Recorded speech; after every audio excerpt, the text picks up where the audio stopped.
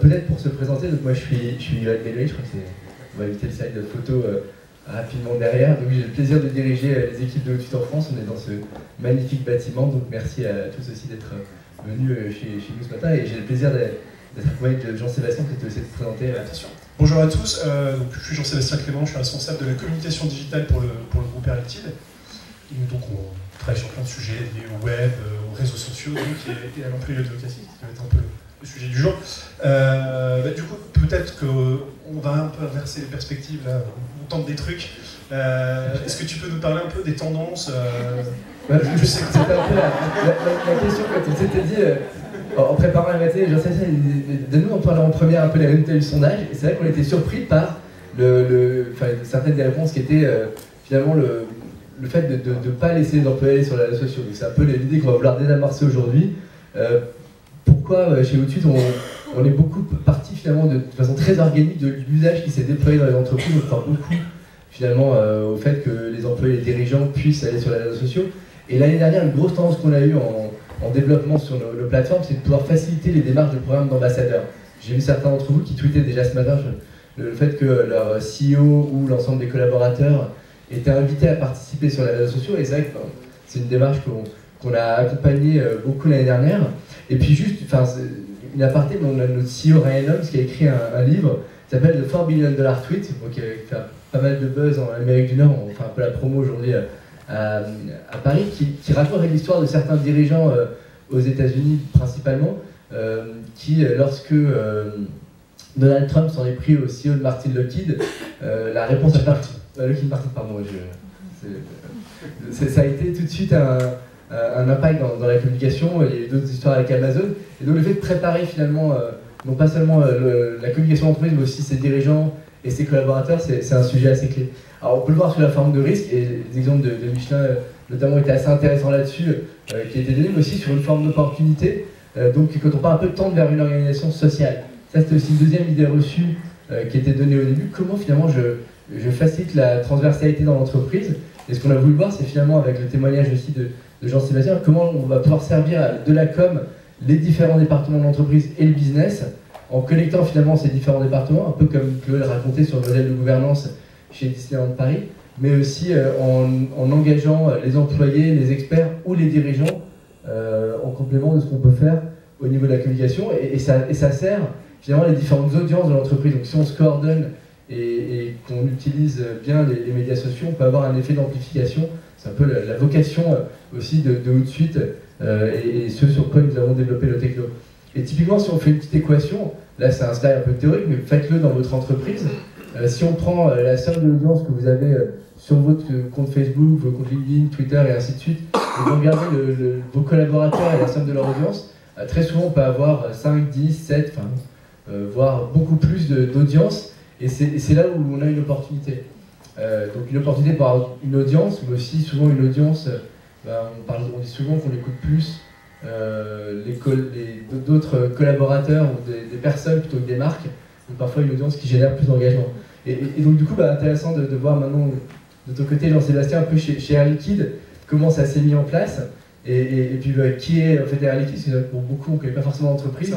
C'est vrai que c'est une entreprise qui est assez ancienne, mais qu'on connaît assez peu, et c'est important d'en parler en fait. C'est vrai que les autres invités ont assez peu parlé de leur entreprise qui est de toute façon assez connue du grand public, et c'est important d'en parler donc parce que la culture de l'entreprise va avoir évidemment un impact important sur ce qu'on va mettre en place sur les réseaux sociaux, et puis sur la façon dont on va engager les collaborateurs dans les discussions en ligne. Alors, Airliquide, je vais peut-être prendre le petit bip là, comment ça marche. Hop. Alors, voilà, le pédigré, c'est classiquement une entreprise cotée au CAC 40, avec des gros chiffres comme ça, 65 000 employés, avec 17 000 nouveaux employés qui sont arrivés l'année dernière aux États-Unis, puisqu'on a racheté une très grosse boîte qui s'appelle Airgas. Je vais revenir là-dessus, ça a eu un impact important sur tous les sujets dont on va parler aujourd'hui. On va pas trop s'attarder sur ces chiffres. Voilà, alors, Airliquide, en fait c'est assez simple le concept, c'est un concept de start-up en fait. On va aller chercher de la valeur dans quelque chose qui est gratuit, l'air qui nous entoure. Donc en fait la base du business d'Airliquide, c'est d'aller chercher dans l'air des molécules qui vont servir à plein d'applications. Je pense que toutes les entreprises présentes ici, d'une manière ou d'une autre, sont clientes d'Airliquide, de manière directe ou indirecte. Donc effectivement on est présent dans des secteurs qui peuvent faire un peu rêver, le secteur spatial, dans l'électronique de pointe, etc. Mais aussi les bulles de Coca-Cola, je ne sais pas si vous saviez ça, sont françaises. Ce sont des bulles Air Liquide. Donc voilà, on est vraiment présent partout, dans vos smartphones.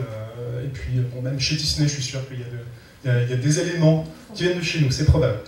Voilà. Donc une entreprise présente dans plein de secteurs et puis qui vient, encore une fois, d'un concept vraiment de start-up très, très simple, avec deux personnes, donc Monsieur R et Monsieur Liquide. Non, je plaisante pas, on vient en fait là. Donc Monsieur Claude et Monsieur Delorme, qui en 1902 ont inventé le système de liquéfaction de l'air.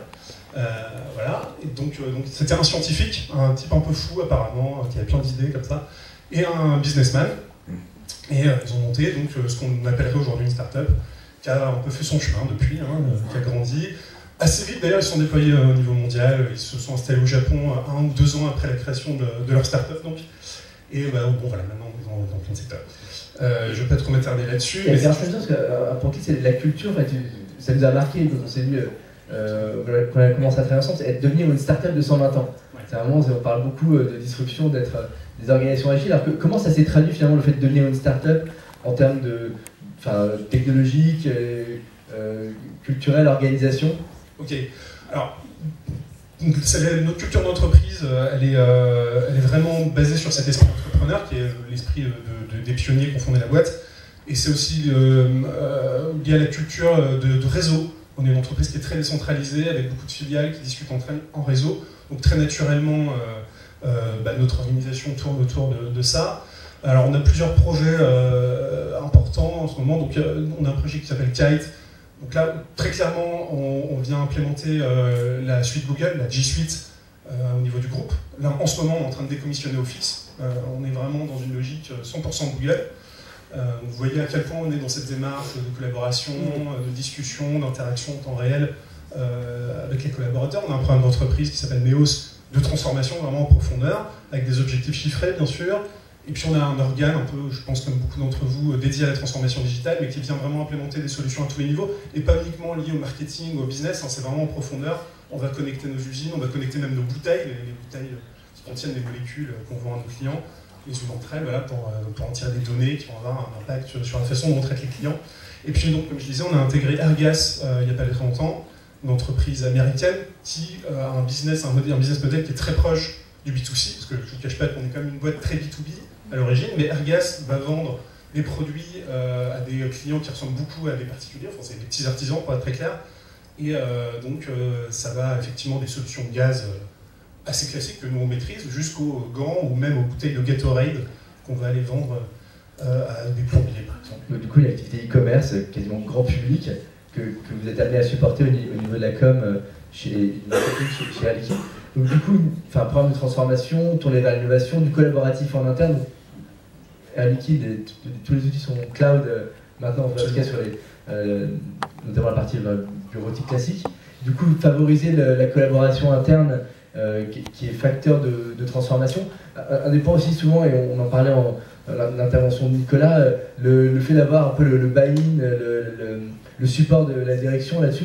Vous, chez vous, c'était vraiment porté par la direction de dire il faut se transformer, aller vers l'avant. C'est ce qui a donné un peu ces programmes. Alors, nous, ce qui s'est passé en fait, c'est qu'on on a un peu fait, alors je vais être un peu provocateur, le chemin inverse de beaucoup, c'est on a d'abord fait avant de dire.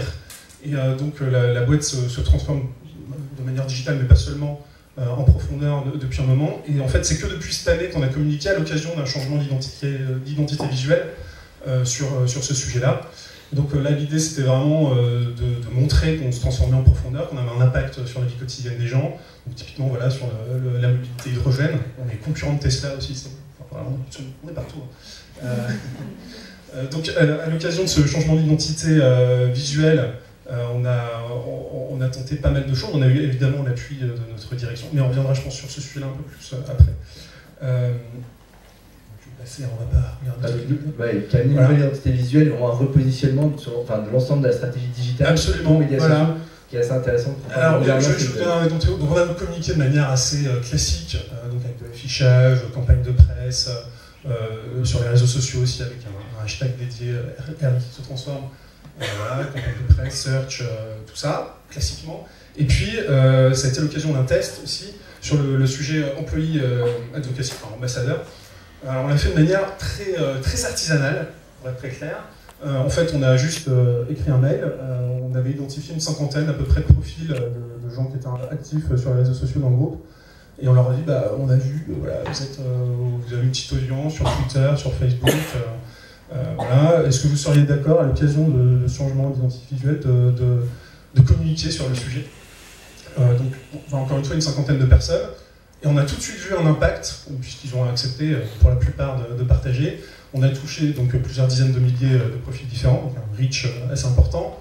On a déclenché aussi pas mal d'interactions. Alors ça paraît peut-être petit comme chiffre, mais il faut revoir aussi l'investissement de départ. C'était juste un mail. Voilà. Et puis surtout, ce qui a été très positif, c'est que les gens qu'on a sollicités là-dessus ont trouvé ça super, ils étaient hyper fiers d'avoir pu porter cette bonne parole, pourtant sur un sujet assez corporate.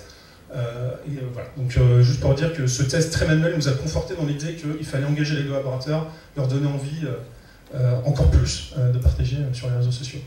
Donc en tout cas une opportunité au moment où l'entreprise se transforme, elle s'est transformée, il faut le faire savoir à l'extérieur. Une refonte de la communication où du coup, toi avec tes équipes, déjà vous avez coordonné l'ensemble des présences d'Air Liquide dans le monde, ce qui permet d'avoir au moins en termes de prise de parole, une coordination sur ce qui se fait sur la marque Air Liquide. Et du coup après on va dire bah, profitons-en, les collaborateurs aiment leur boîte, ont envie de le faire savoir, ils ont une expertise, contribuons à développer cette énergie en interne. Alors du coup comment ça s'est de cette première expérience à l'accélération d'un programme ambassadeur, comment vous avez mis ça en place? Alors on vous a appelé, évidemment. C'est qu'on se pub aussi, on prend le avis. Il faut toujours se faire aider quand on veut passer dans une phase un peu plus industrielle. Je vais donner un autre exemple. Donc, à partir du moment où on a déployé la solution ambassadeur, donc Amplify en l'occurrence, dans le groupe, on a fait un premier test sur un jalon très important de notre calendrier de communication, qui est l'AG. Il faut savoir que Air Liquide, c'est une boîte qui a énormément d'actionnaires individuels, et donc du coup, voilà, c'est une cible qu'on privilégie tout particulièrement. On les invite tous les ans, une AG immense, je crois que c'est peut-être la plus grosse en France, voilà, au Palais du Congrès. Et donc là, cette année, donc en 2017, on a essayé d'aller un peu plus loin sur les réseaux sociaux, donc on a fait un Facebook Live, c'était nouveau pour nous. Voilà, et puis on a posté, donc pour la première fois, un message de manière un peu massive sur Amplify. Donc c'était tout petit au début, 14 partages, mais on a quand même eu un reach de 5000 personnes, en utilisant encore une fois uniquement nos collaborateurs, on ne parle pas de nos fans, mais vraiment sur nos collaborateurs. Donc à 15 jours du lancement du logiciel. Là, pour l'utilisation, on n'avait pas encore mis en place Amplify, mais il fallait qu'on commence déjà à l'utiliser, donc c'est toujours un peu la vraie vie sur Sébastien qui va assez vite, donc c'était un premier test de pré-lancement. Et du coup, là tout de suite, engouement des collaborateurs pour partager. Absolument. Et pourtant sur un sujet qui, a priori, du point de vue du collaborateur, peut être un peu abscon, mais vraiment une vraie fierté, une vraie envie de partager, puis un impact qui n'est pas négligeable, sur des audiences d'ailleurs qu'on a parfois un peu du mal à atteindre quand on est une com un peu corporate. Clairement, les pairs de nos ingénieurs, de nos experts, voilà, c'est pas une audience qu'on atteint si facilement que ça en fait. Donc c'était une belle première expérience. Alors, et du coup, comment ça marche? Je vois que tu avais un slide pour illustrer un petit peu finalement, comment de tes équipes vous organisez le contenu, vous le distribuez, peut-être. Ouais, c'est intéressant. On est vraiment le but, c'est de s'organiser pour produire du contenu qui est pertinent pour une population interne qui est exigeante. On est une boîte quand même d'ingénieurs, de gens, c'est des tronches pour être clair. Donc ils ont besoin de contenu qui soit de qualité, qui soit pertinent, qui soit à la pointe de l'art. Donc il y a deux, c'est une fusée à 3 étages. Il y a à la base la com, groupe quand même, qui pousse les solutions et puis qui va apporter un certain nombre de contenus de type corporate ou de curation. Et puis on a ce qu'on appelle nous des social media leaders, qui sont en fait un réseau d'experts, de complices experts qui connaissent bien leur sujet et qui vont proposer des sujets sur la plateforme. Voilà, donc nous après on a un petit rôle aussi on va essayer de rendre ça un peu sexy, parfois c'est un peu brut de décoffrage. Mais bon voilà, c'est vraiment le concept, comme social media leaders, et puis au bout, avec en général un smartphone, on a nos ambassadeurs qui vont aller partager les contenus sur leur compte personnel. Et ça fonctionne plutôt pas trop mal. Voilà, et donc du coup vraiment la place de l'humain, c'était beaucoup qu'on en a parlé, ceux qui ont préparé cette matinée, vraiment finalement de promouvoir ce savoir-faire. Et ce que tu m'as appris, c'est qu'en leur donnant la capacité de relayer du contenu, c'est aussi eux qui se sont mis du coup à te remonter pas mal d'histoires et de contenu. Absolument, ouais, c'est marrant, il y a une boucle comme ça qui se crée, puisque les ambassadeurs ont l'opportunité aussi de proposer des contenus. Et ils le font de plus en plus, puisque effectivement ils sont passionnés, ils découvrent aussi des sujets qu'on ne verrait pas, nous, communicants. Donc c'est très pertinent pour ça. Et d'une manière générale, sur ces sujets-là, il ne faut pas perdre de vue qu'on s'inscrit dans une culture d'entreprise, et puis on parle effectivement, comme tu disais, à des gens, à des vrais gens, avec leur centre d'intérêt, et c'est toute la valeur de ce qu'on fait, quoi. Alors tu as un exemple, parce qu'on parle aussi de servir le business, et enfin, je pense que des convictions, une réaction qu'on a eues, Jean-Sébastien et moi, quand on était assis au premier, c'est ben, la com est là pour servir le business, après c'est comment on le mesure et comment on l'accélère. Je crois que tu avais des exemples de sujets un peu innovants. Alors là, c'est tout récent, c'est sorti il y a quelques jours. Alors, juste pour vous faire la démo de comment on peut parler d'un sujet très B2B et a priori pas sexy et le transformer en quelque chose d'un peu sympa en utilisant différents moyens, et donc les réseaux sociaux et notre programme employé advocacy. Donc on part d'un produit, une fiche produit très brute, encore une fois, très intéressante évidemment, mais qui s'adresse à un public, on va dire, de spécialistes très restreints. On va essayer de raconter une histoire autour de ça. Donc on a créé un contenu sur l'additive manufacturing, donc l'impression 3D si vous voulez. Et en l'occurrence, le sujet c'était sur l'impression 3D d'infrastructure. Là, donc typiquement dans les exemples que je vous donne, il y a notre lead UX designer, Kim, qui a partagé ses contenus, donc une audience que nous on ne s'est pas du tout touché par ailleurs, donc de graphistes, de designers, etc. On a Olivier Delabroix qui est notre CDO. Je pense qu'il m'étranglerait si je disais ça, mais bon, on va essayer de s'impliquer, c'est notre CDO qui a partagé ça donc, avec tous ses pairs potentiellement qui ont vu ce contenu-là, de DIRCOM, enfin voilà. Donc il y a toute une audience comme ça de gens, de vrais gens, encore une fois, qui ont vu ce contenu-là et qui se sont intéressés à un sujet qui a priori est très loin de leur centre d'intérêt. Quand on va entre la fiche produit sur la gauche et puis le rendu sur la droite, l'impact de la publication pour faire savoir finalement ces innovations. Donc du coup, on voit des usages qui servent à mettre en avant le savoir-faire d'entreprise pour le recrutement, pour accompagner sa transformation et faire venir des nouveaux talents, pour pouvoir supporter le business. Quand on regarde aujourd'hui, quand on est souvent sur ce type de démarche, et si certains se disent il ne faut pas inviter les collaborateurs à y aller, comment tu t'es organisé, comment tu as pu traiter ces éventuels freins que d'autres peuvent avoir aujourd'hui pour convaincre en interne? Alors, pour être honnête, nous on n'a pas eu de frein très fort de la part du top management. Au contraire, je pense qu'on a vraiment passé ce cap-là il y a un moment. À titre d'exemple, notre PDG est présent sur les réseaux sociaux, il est même influenceur sur LinkedIn. Donc inutile de le convaincre, il sait que c'est important. Et d'une manière générale, le top management en tout cas a bien identifié ça comme un levier important de communication, d'influence et de business aussi. Après, ce qui peut arriver, c'est le manque de temps. Voilà, il nous dit ah, c'est super ton truc, mais ça prend du temps. L'accompagnement dédié pour les dirigeants. Voilà, donc en gros, l'idée c'est d'aller les voir, de leur expliquer. Et puis de fait, le programme Amplify, c'est quand même un outil hyper simple au bout du compte. Et en fait, ça leur permet très facilement de partager du contenu sans que ça leur prenne beaucoup de temps. Donc ça, c'est efficace pour ça.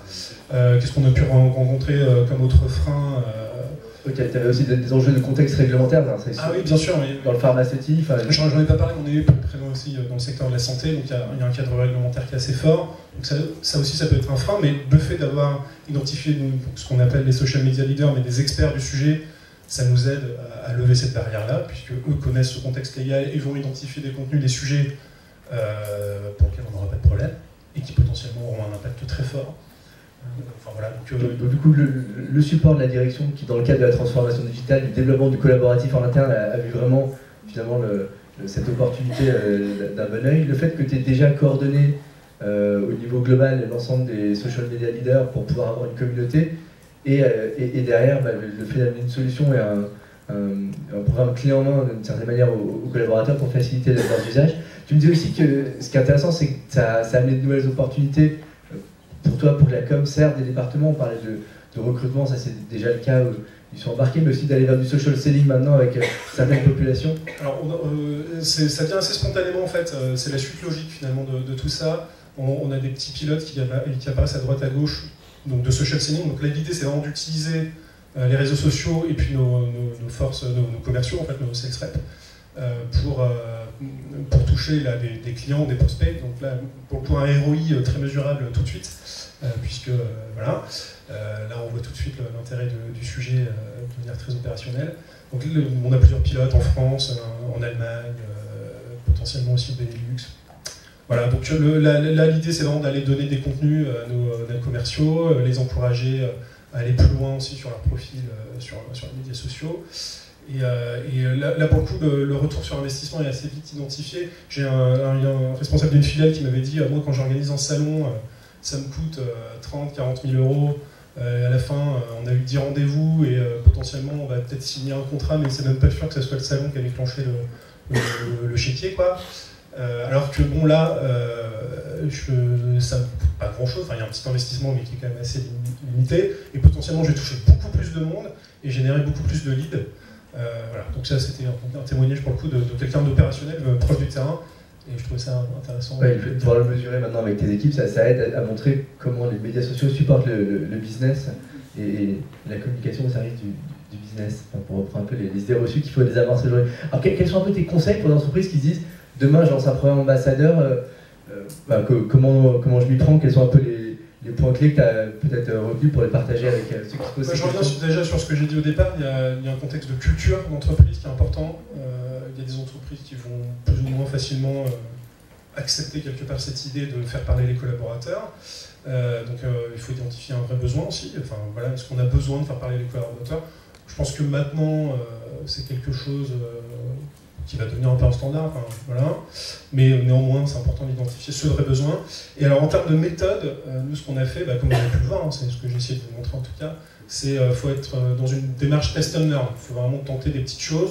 Voilà, un mail, ça coûte rien, c'est 1 heure ou 2 pour écrire le message, plus les tweets pré-publiés.